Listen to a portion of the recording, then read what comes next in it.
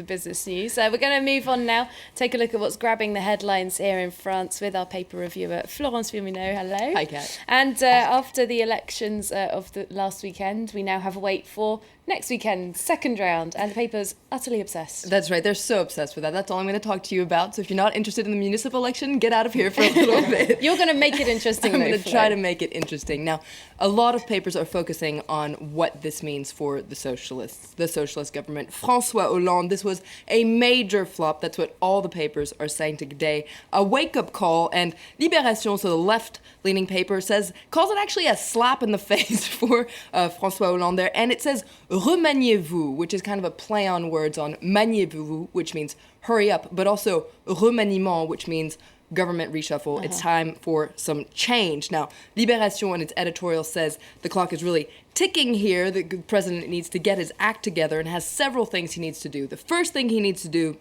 is to make it clear to voters, especially voters on the left, that he's heard their message and he understands their distress. Now, the next step is that he needs to make it clear that he understands how discredited his government is. But Libération says, in terms of real change, things might be a little tricky because he doesn't have that much room for maneuver. It would actually take months to actually reform the government and his party line, especially because he's been talking about a new kind of social democratic government. So it'd be a lot of time before any real change could happen. Okay, but maybe a few ministers watching their backs at the moment.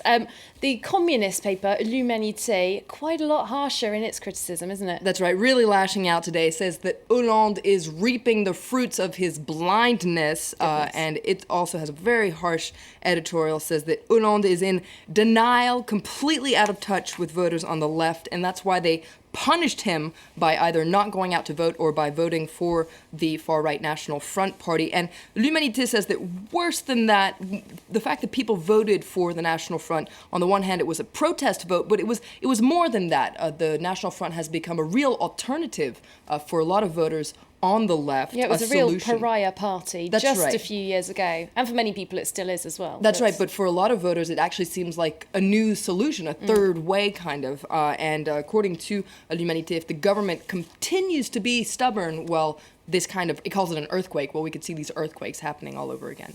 Okay, so we're going to take a look at a bit more of a neutral newspaper, Le Parisien, taking a closer look at why the results of round one came in the way that they did. That's right. The far right, why did they get so many votes? Why did so many people stay away from voting stations? It talks about the autopsy of frustration. So that's what they're pointing their finger at today, is the fact that a lot of people are frustrated. And actually reports from towns where the National Front Party did very well. Why would anybody vote for the National Front? That's what they're wondering today. And they interview a man named Frédéric Sawiki. He's actually a specialist about the Socialist Party, and he says that there's been a real divorce for the last decades, actually, between the socialists and the working class. According to him, the workers don't, first of all, understand the government's policy, and then they're disappointed with the results. And so all this has really driven them into the arms of the far right.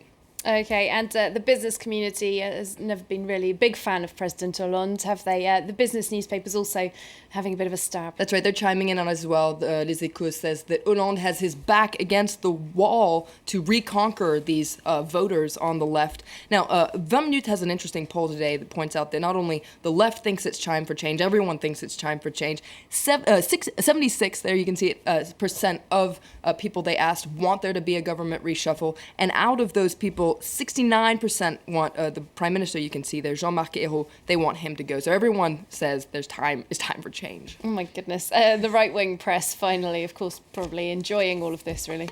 Well, you'd think they were, but they're actually kind of playing things down a little bit. Le Figaro just points out that, yes, Hollande is under pressure. And in its editorial, interestingly, Le Figaro says that Hollande shouldn't change his party line. They really call on him to stand firm and not to give in to the pressure of his own party. Now, why is that? Well, Le Figaro says that Hollande actually really doesn't have a choice because Brussels, Germany, and rating agencies are paying very close attention to what they're doing. They actually don't care about these local elections, says Le Figaro. What they really care about is real reform, real policy change, real austerity. And according to Le Figaro, Hollande hasn't actually really done that yet. So that's what they're waiting to see, is more austerity. Okay, I think we can all be quite happy that we're not in François Hollande's boots this morning. Thanks very much. Florence Villemino back a little bit later on with the International Press Review as well. We're going to take a short break, but when we come back, we're going to have all the latest on our top news stories, plus our special focus report. A mild winter and 3 years of sunshine might sound like a dream, but for California, it spells drought and danger. Find out why.